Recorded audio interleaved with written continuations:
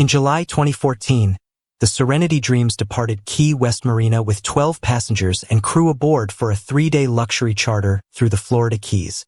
The yacht never made it back. Coast Guard searched 50,000 square miles of ocean and found nothing. No distress signal, no debris, no bodies.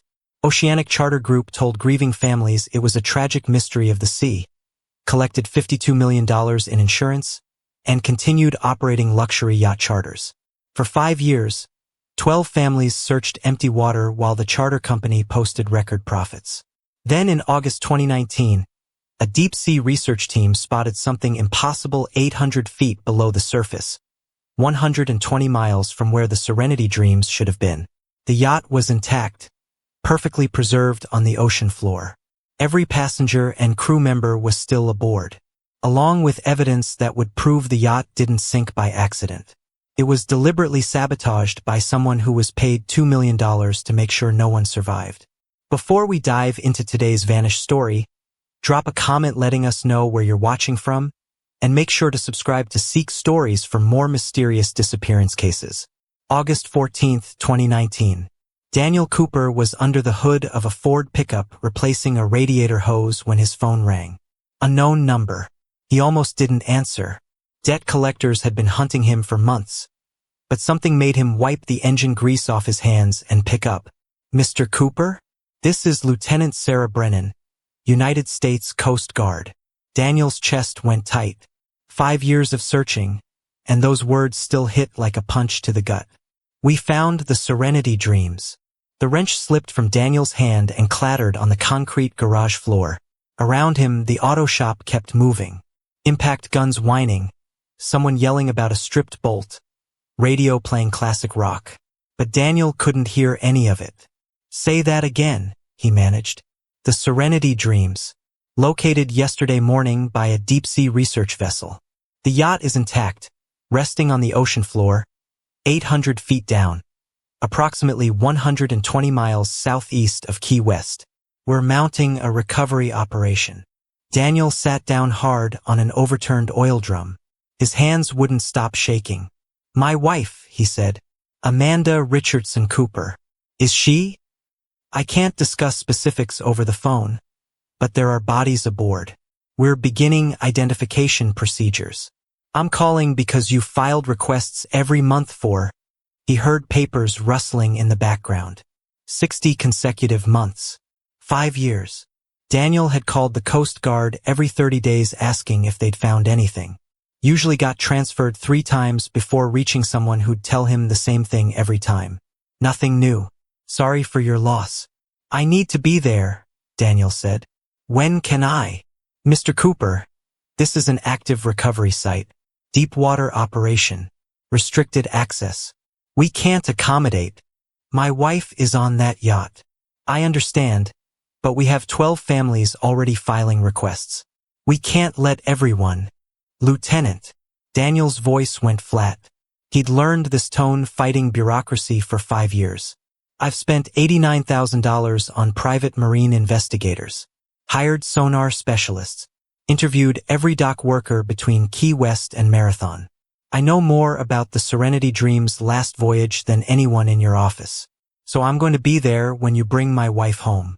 Only question is whether I'm doing it with your cooperation, or by chartering a boat and forcing you to arrest me.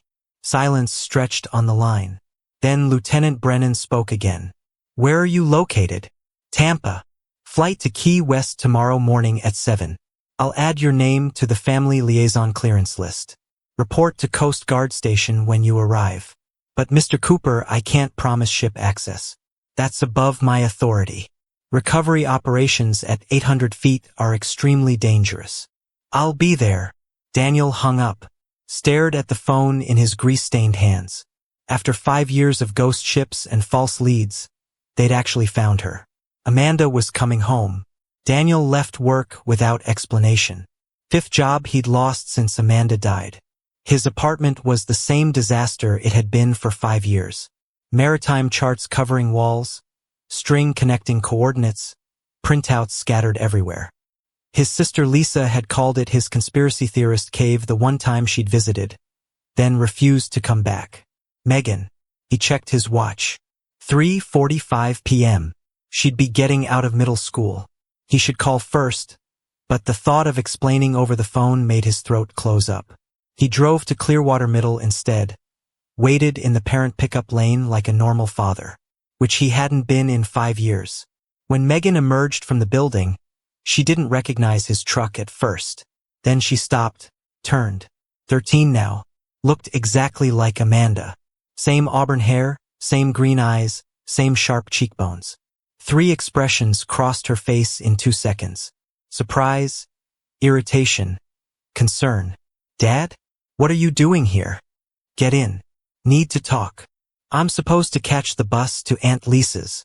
Megan, please. Something in his voice made her stop. She climbed in, dumped her backpack between her feet. What's wrong? Lose another job. Coast Guard called. They found the yacht. Megan went still. Every muscle in her 13-year-old body froze. The yacht. The Serenity Dreams. Sitting on the ocean floor off Key West. They're bringing everyone home. Mom, Megan whispered. They sat in the emptying school parking lot. Megan picked at her backpack strap, not looking at him. What if I don't recognize her? Her voice was small.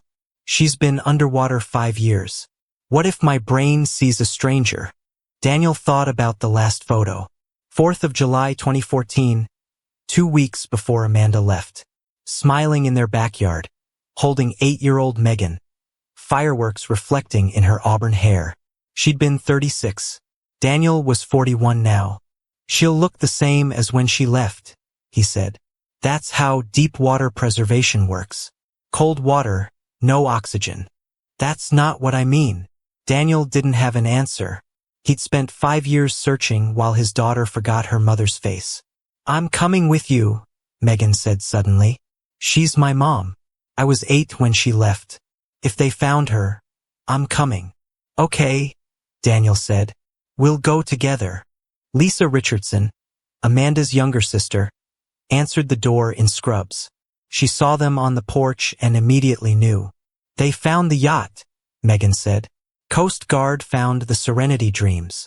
Lisa's hand went to her mouth. Oh my God. Where? 800 feet down off Key West. I'm taking Megan tomorrow. I'm going, Megan added firmly. It's Mom. Lisa looked between them. Her nurse brain was probably running through why this was terrible. Taking a 13-year-old to identify her drowned mother. But Lisa just nodded. I'll help you pack. When's your flight? 7 a.m.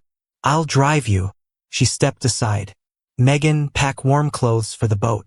It'll be cold on the water. Daniel, sit down before you fall over. The house smelled like normalcy. Dinner cooking, laundry detergent, fresh coffee. Everything Daniel's apartment wasn't. Lisa made coffee while Megan disappeared upstairs. 5 years, Lisa said quietly.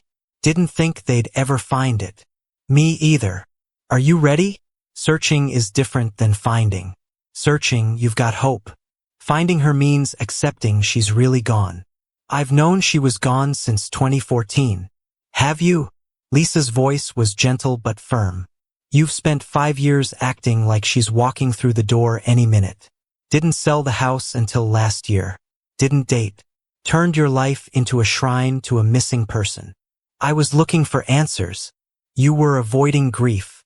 Now you're about to get those answers whether you're ready or not. Daniel thought about Amanda, 36 years old, pediatrician. Someone who'd taken that yacht charter because the hospital gave her a gift certificate for completing her residency. 3 days in the Florida Keys, supposed to be relaxing. No, he admitted. I'm not ready, but I'm going anyway. That night, Daniel couldn't sleep. Lay in his apartment bed staring at the ceiling, mind racing through 5 years of dead ends. The sonar anomaly near Marathon that turned out to be a sunken fishing boat. The drunk fisherman in Isla Mirada who swore he'd seen a white yacht with no lights. Took Daniel's $300, then admitted he'd been hallucinating. The psychic in Miami who claimed Amanda's spirit was calling from international waters. Every theory Daniel had chased. Pirates. Navigation error into the Gulf Stream. Rogue wave. Mutiny and scuttling. fire forcing evacuation into a life raft lost at sea. Never once had he considered the yacht had deliberately sailed into deep water and sunk herself. The Serenity Dreams route was simple. Key West to Dry Tortugas and back. Shallow water, sunshine, coral reefs. 3 days of paradise. Why would she end up 800 feet down, 120 miles from her planned route, unless someone steered her there deliberately? His phone buzzed. Text from Megan. Can't sleep either. He texted back. Me neither. Do you think it hurt? When the yacht sank. Daniel stared at the message. Wanted to lie. Say drowning was painless. But he'd spent 5 years researching maritime disasters and knew the truth. Drowning was agony. Panic. Terror. I don't know, he typed. But she's not hurting now. How do you know? Because we're bringing her home. Megan didn't respond. Daniel lay in the dark thinking about Amanda's last moments. Had she known the yacht was in danger? Had she tried to call him? Had she thought about Megan? His phone buzzed again. Dad? Yeah. I'm scared. Me too. But we're doing this together, right? Daniel felt his throat tighten. For 5 years, he'd done this alone. Pushed everyone away, including his daughter. Megan was giving him a second chance. Together, he confirmed. At 4:30 a.m., Daniel gave up on sleep. Shower, coffee, checked his bag 3 times. Passport, credit cards, printouts of every document related to Amanda's disappearance. 5 years of research condensed into a 2-inch binder. Lisa's car pulled up at 5:15. Megan climbed out looking exhausted. Hoodie pulled up, earbuds in. They drove to Tampa International in silence. Megan dozed against the window while streetlights strobed across her face. At departures, Lisa hugged them both. Call me when you land. And Daniel, don't do anything stupid down there. Megan needs you functional. I'll be fine. You're never fine. But try anyway. The flight to Key West took 90 minutes. Megan slept most of it, head against Daniel's shoulder. He couldn't sleep. Kept thinking about Lieutenant Brennan's careful voice. There are bodies aboard. 12 people. All waiting 5 years to be found. When they landed, it was 9:30 a.m. and already hot. Florida Keys heat. Thick, humid, smelling of salt and sun. Megan pulled off her hoodie, squinting in the brightness. Jesus, it's like an oven. Wait until we're on the boat. It'll be worse. Coast Guard Station Key West was modern concrete on the waterfront. American flags snapping in the wind. Reception directed them to the 3rd floor, Family Services Division. Lieutenant Sarah Brennan was younger than Daniel expected. Maybe 35. Clean uniform, exhausted eyes. Her office was cramped, filing cabinets stacked with maritime charts and incident reports. She stood when they entered. Mr. Cooper, thank you for coming. She noticed Megan. And this is? My daughter, Megan. Amanda's daughter. Brennan nodded. Please sit. I know you have questions. When can I see the yacht? That's complicated. Brennan pulled out a file. The Serenity Dreams is currently 800 feet underwater. We're using ROVs, remotely operated vehicles, to document the scene. Deep water recovery requires specialized equipment. Decompression protocols. This isn't something we can rush. How long? Weeks. Maybe months. We have to bring up each body carefully, document everything, match dental records and DNA. This is the largest deep water recovery operation in Florida Keys history. FBI involved? Daniel interrupted. Brennan hesitated, glanced at the closed door. Yes. Why FBI? Because there's evidence this wasn't an accident. Daniel's blood went cold. What kind of evidence? I can't discuss an active investigation. Lieutenant, I've spent 5 years and $89,000 looking for answers. You're going to tell me what you found. Brennan studied Daniel for a long moment. Then she pulled photographs from the file and spread them across her desk. The Serenity Dreams resting on the ocean floor. White hull covered in marine growth, windows dark and empty. Deck furniture scattered, but intact, perfectly preserved. Yacht's navigation was manually overridden, Brennan said quietly. Someone steered her 120 miles off course into deep water. Radio equipment was deliberately destroyed. Life raft was sabotaged. Release mechanism damaged so it couldn't deploy. Whoever did this wanted to make sure the yacht sank and no one survived. Megan made a small noise. Daniel reached for her hand. You're telling me someone murdered 12 people? I'm telling you the FBI is treating this as a criminal investigation. That's all I can say. Daniel stared at the photographs. The yacht that had haunted him for 5 years, finally found.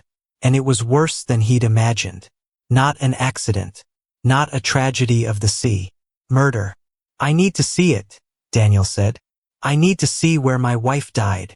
Mr. Cooper, the wreck site is 800 feet down. We can't send civilians. Then send me the ROV footage. I don't care.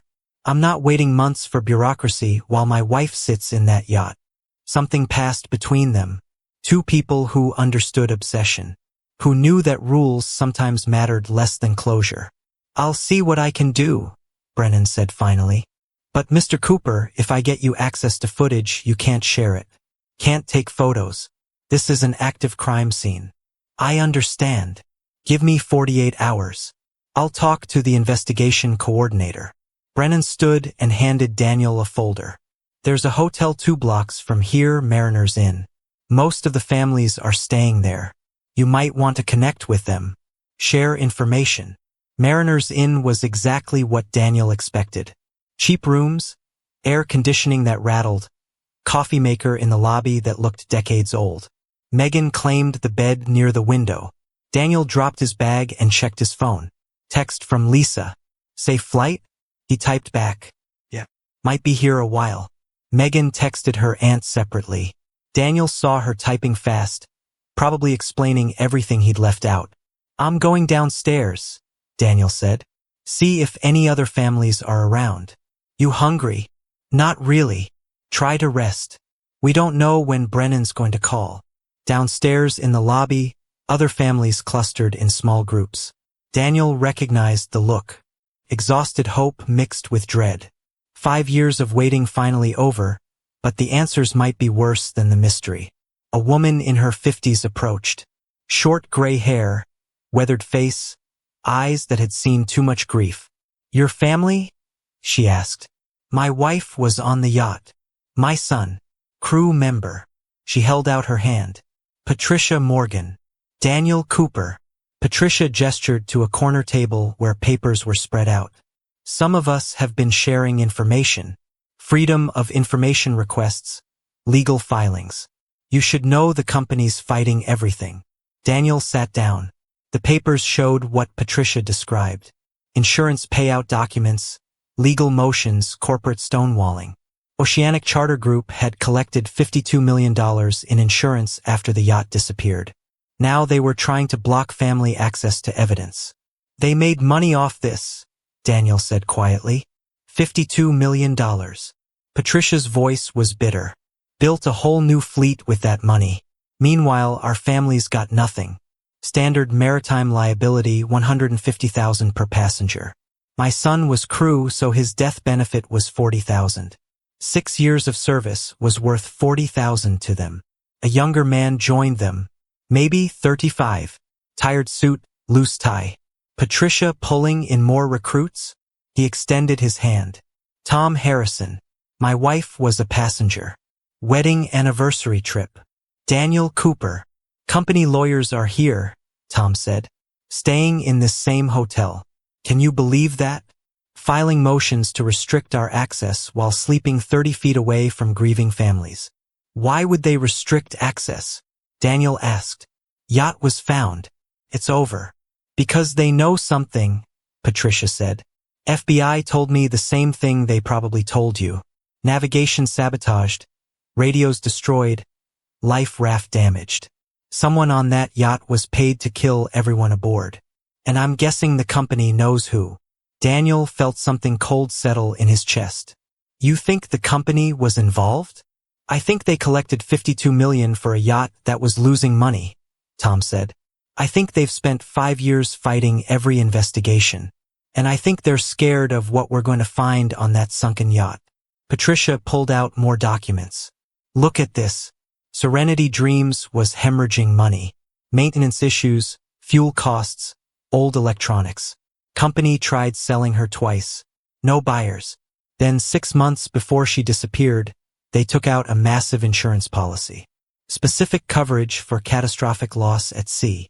That's standard for charter yachts, Daniel said. 52 million isn't standard. That's 4 times what the yacht was worth. Patricia tapped the document. They insured her like they knew she was going to disappear. Tom added.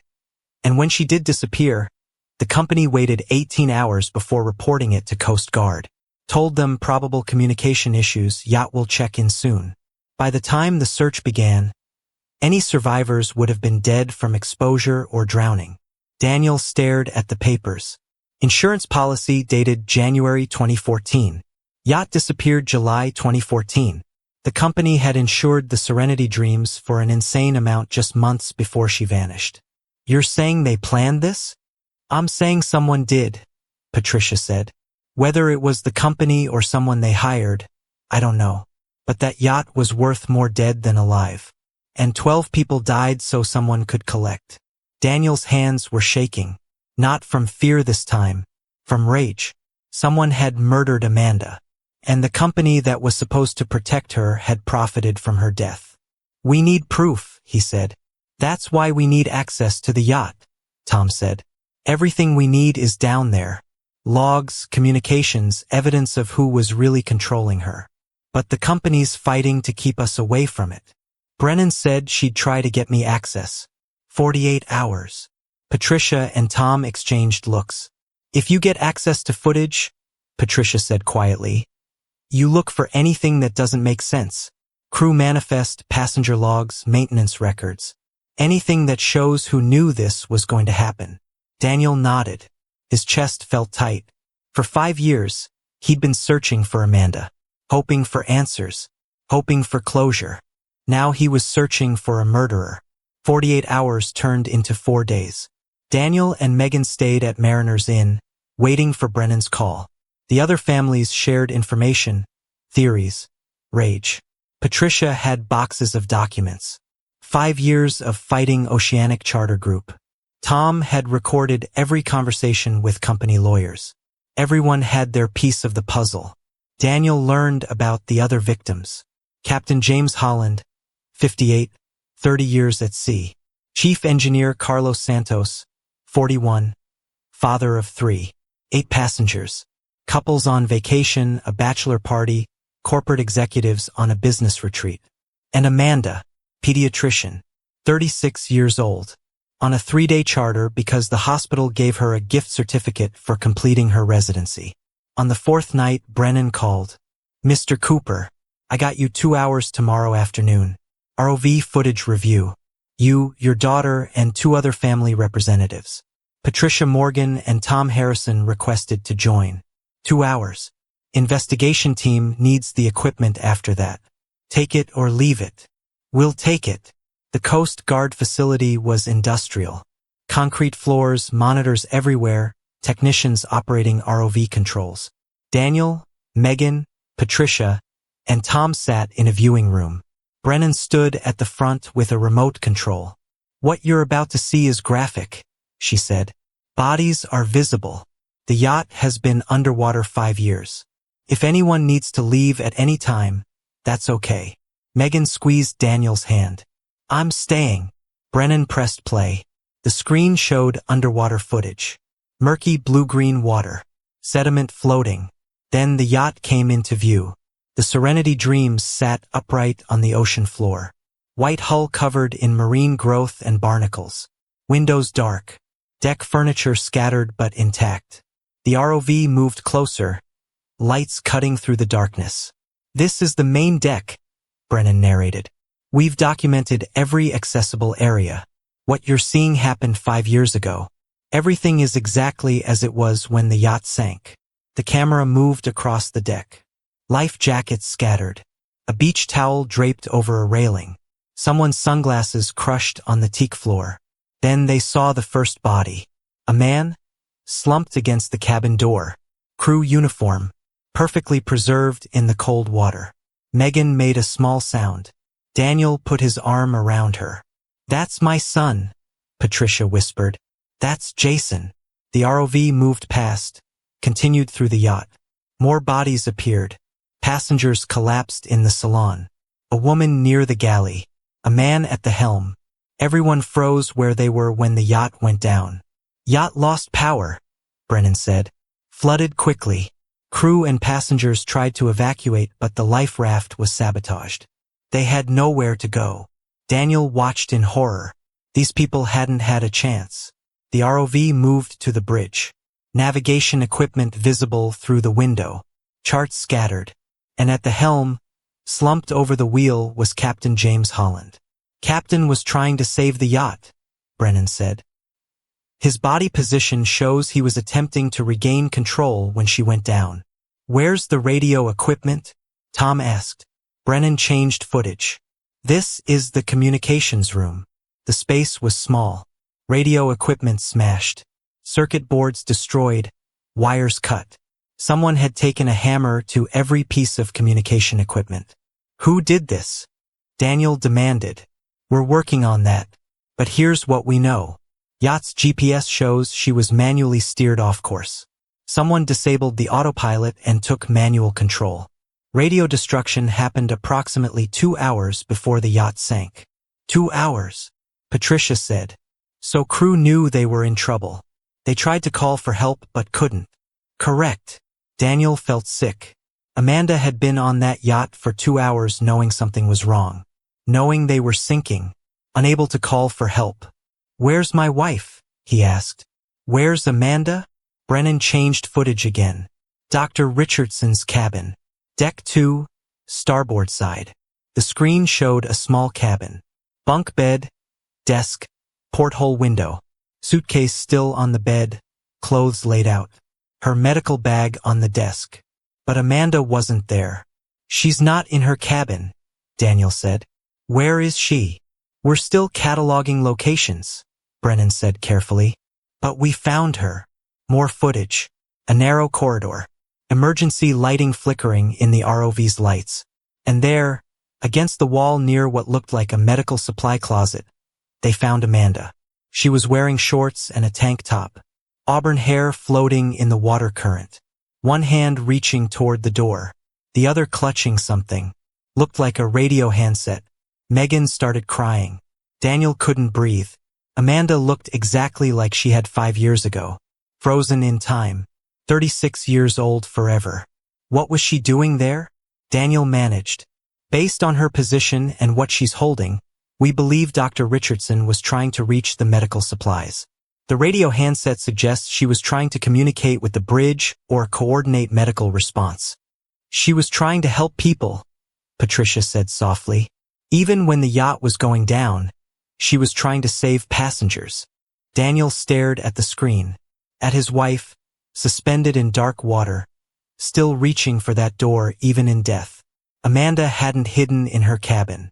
She'd run toward danger to help. That was who she was. "I need to see more," Daniel said. "Show me everything." For the next 90 minutes, they watched footage. Every deck, every room, every body. The ROV documented everything. Crushed life raft canister, sabotaged release mechanism. Destroyed navigation equipment. Cut fuel lines in the engine room. Someone had systematically destroyed the yacht's ability to communicate, navigate, or evacuate. Then they found something that changed everything. "This is crew quarters," Brennan said. "Below deck, we found something unusual."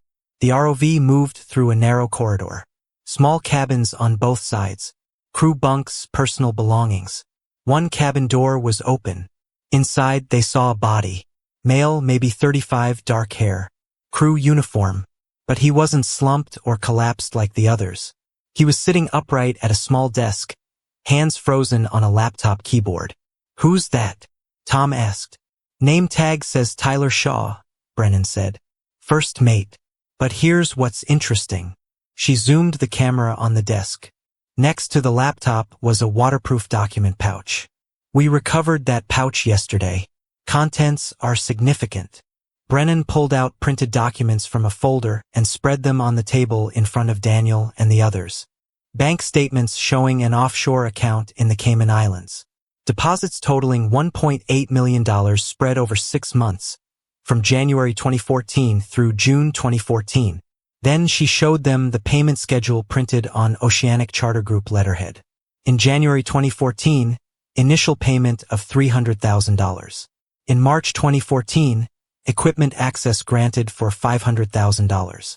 In July 2014, final deployment payment of $1 million. And at the bottom, a completion bonus. $2 million on confirmation of total loss. There was also a handwritten note that read, "Full payment on confirmation of total loss. No survivors. No evidence. Make it look like equipment failure or weather. You have 6 hours after scuttle to extract via predetermined coordinates. Boat will not wait." The room went silent. "Jesus Christ," Tom whispered. "They paid him $2 million to kill everyone." "The company," Patricia said, hands shaking. "Oceanic Charter Group. Their letterhead. They paid for this." Daniel kept looking at the documents. False identity papers. 3 different passports, all with Tyler Shaw's photo but different names. Social security cards from 2 states. And emails. Printed communications showing meetings in Miami with someone named Robert Vance, Vice President of Operations at Oceanic Charter Group. Shaw's real name was Tyler Morrison, Brennan said. Ex-Navy. Dishonorably discharged in 2010 for equipment theft. After discharge, he worked as a maritime security contractor, which is code for mercenary.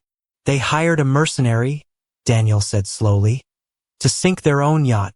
That's what the evidence suggests." "Wait." Megan's voice was small but sharp.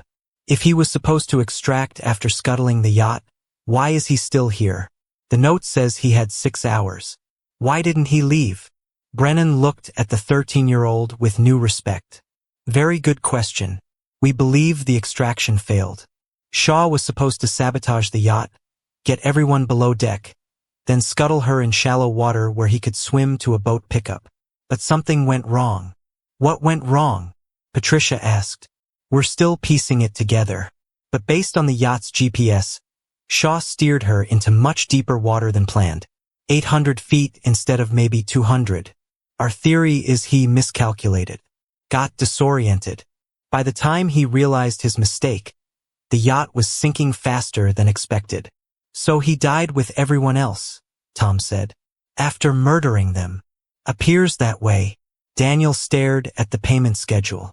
Someone at Oceanic Charter Group, someone with access to company letterhead and corporate accounts, had hired Tyler Morrison to murder 12 people. They'd planned it for months, paid him in installments, and Amanda had died because of it. "There's one more thing," Brennan said. She pulled out another document. "We found this in Captain Holland's cabin. His personal log." She read aloud. "July 23rd, 2014, 1400 hours. Something's wrong with First Mate Shaw. He's been acting strange all morning. Kept checking his watch. Avoided eye contact with passengers. I confronted him about navigation deviation. We're 20 miles off course. Shaw claims GPS malfunction, but I checked the system. It's been manually overridden. He did this deliberately. Why would my first mate sabotage our course? 1700 hours. Tried to radio Coast Guard. Communications equipment non-responsive. Found Shaw in the radio room with tools. He was destroying the equipment. When I confronted him, he pulled a knife. Told me to get below deck. I refused. We fought. I lost. He locked me in my cabin. 1900 hours. Water coming in. Shaw must have opened the sea valves. We're taking on water fast.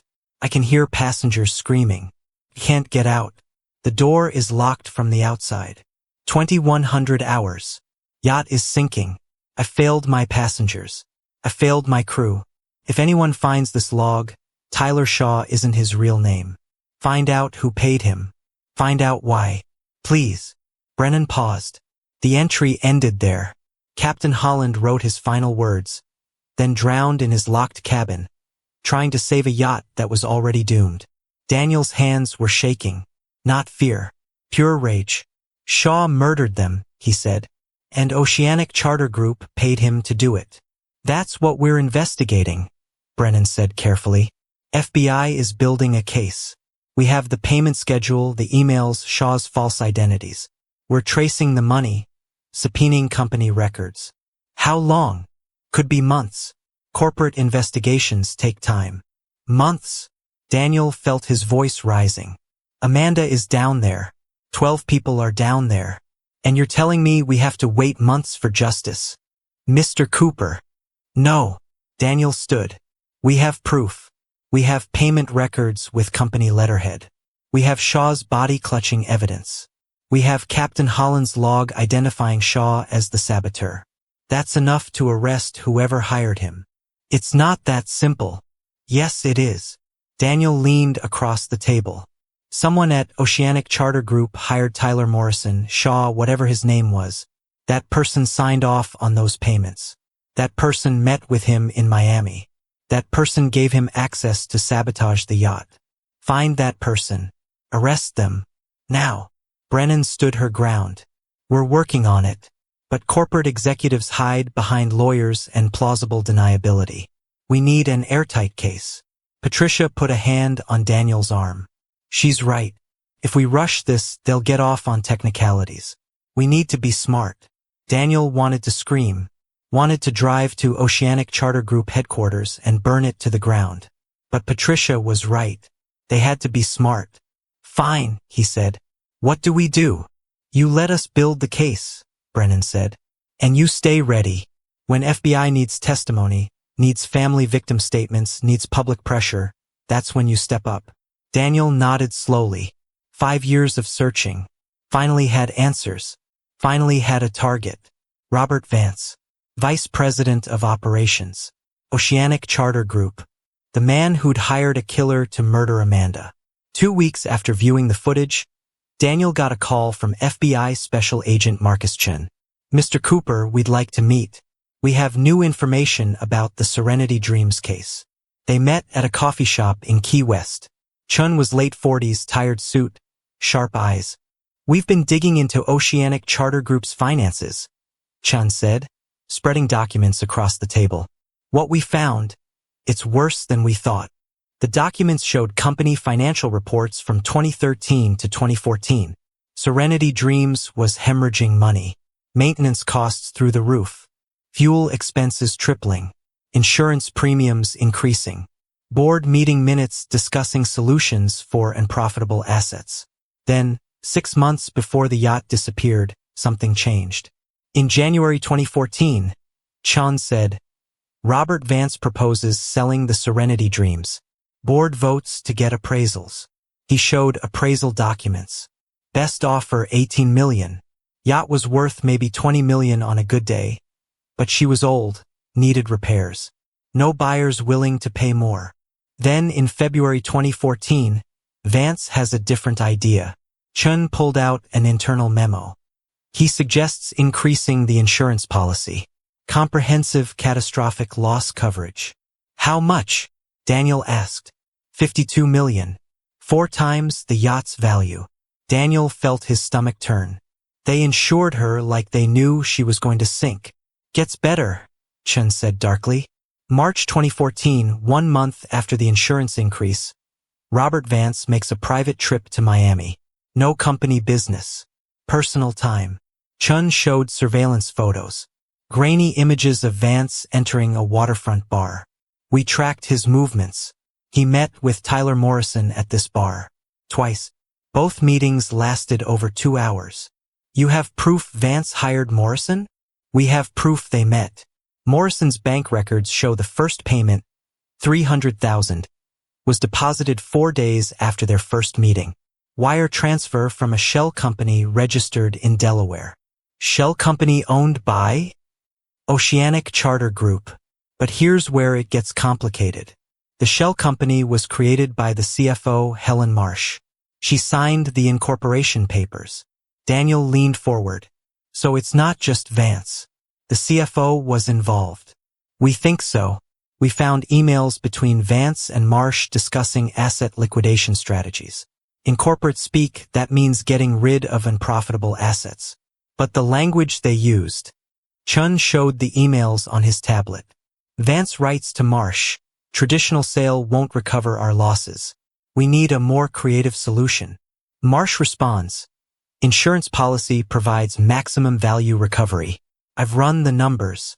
Loss at sea yields 280% return on investment." Vance replies, "Exploring that option.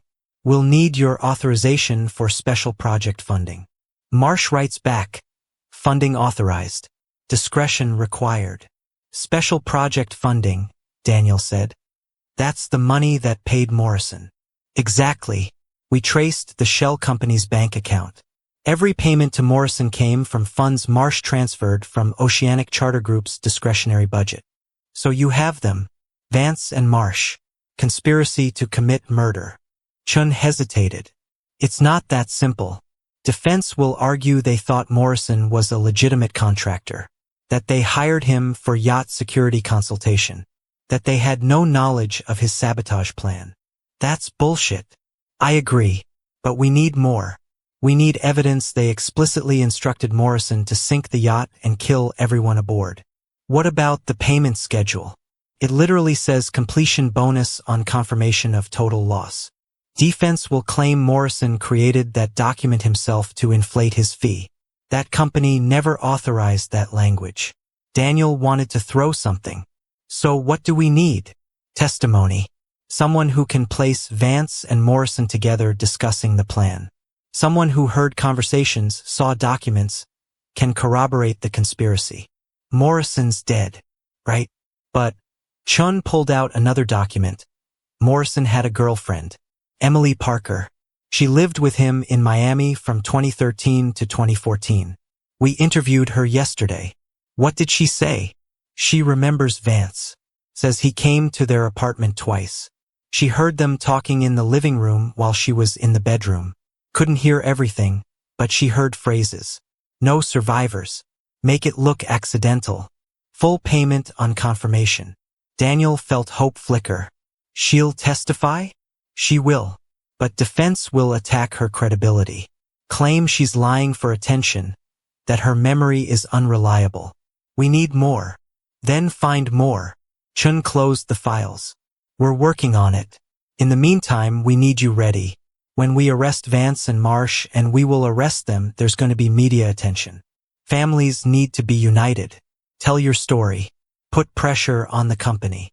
"I can do that." "Good. Because this isn't just about justice for 12 victims. This is about sending a message that corporations can't murder for profit." 3 months after the yacht was found, FBI arrested Robert Vance at his Miami office.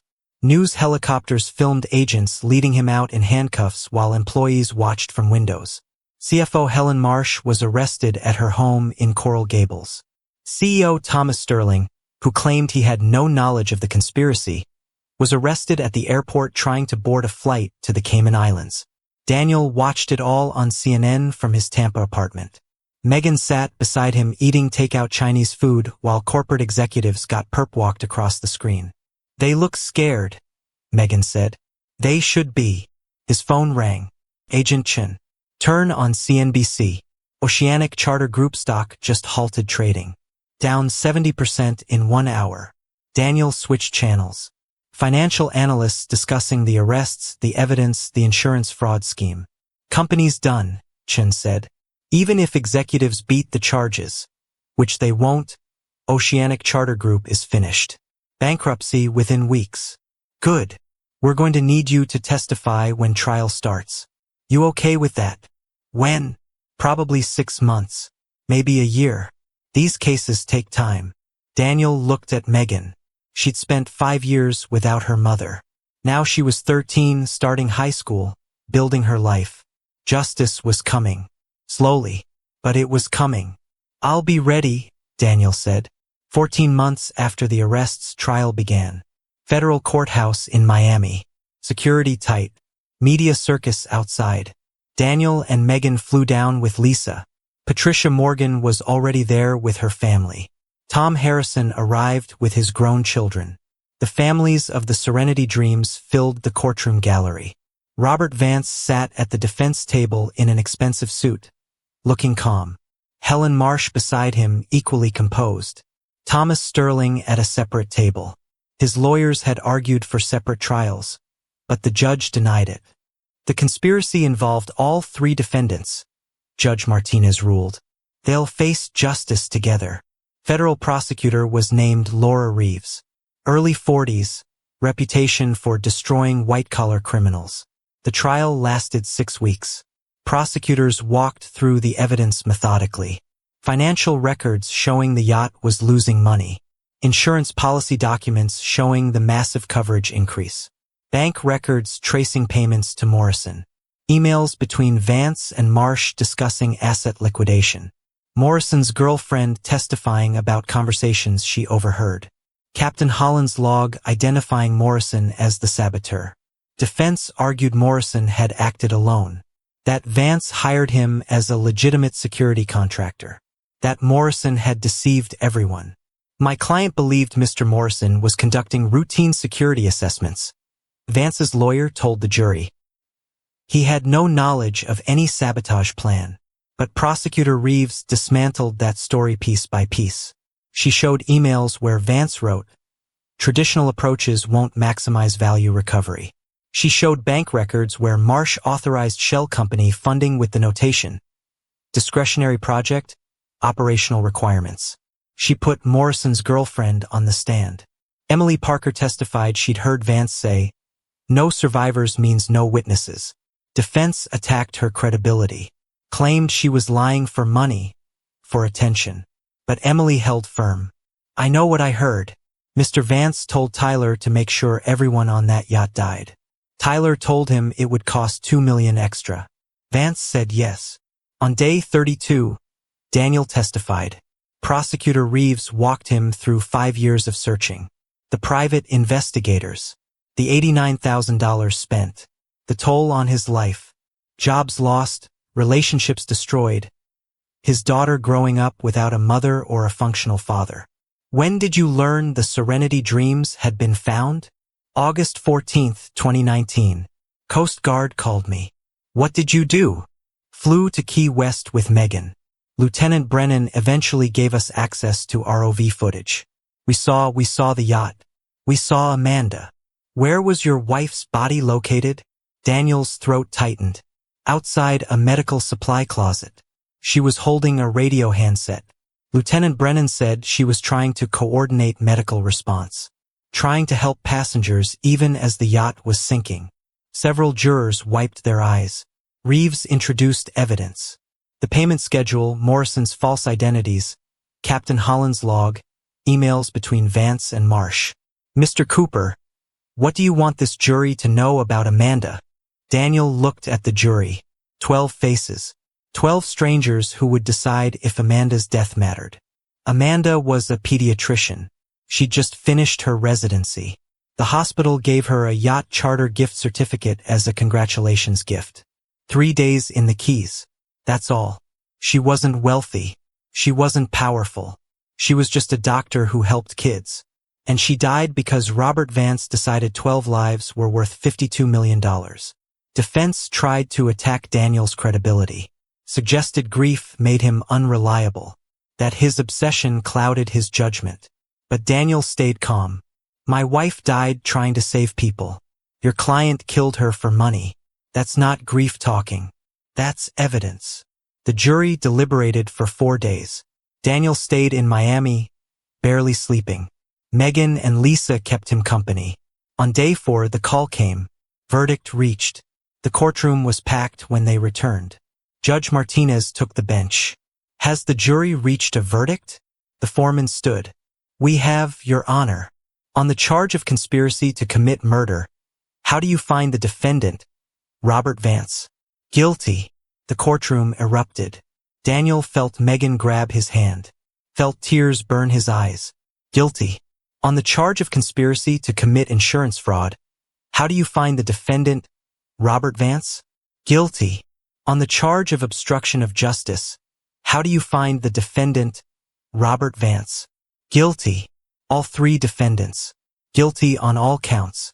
Vance, Marsh, and Sterling sat frozen at their tables while families cheered. Martinez gavelled for order. Sentencing will be set for 60 days. Defendants will remain in custody. U.S. Marshals led Vance away in handcuffs. He looked back once, scanning the gallery. His eyes met Daniel's.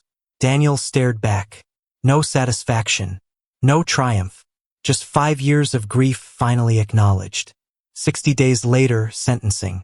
Judge Martinez showed no mercy. Robert Vance, you orchestrated the murder of 12 innocent people to collect insurance money. You hired a killer, gave him access to sabotage a yacht, and abandoned him to die with his victims. Your actions showed complete disregard for human life. This court sentences you to life imprisonment without possibility of parole. Helen Marsh received 35 years. Thomas Sterling received life. All three would die in prison.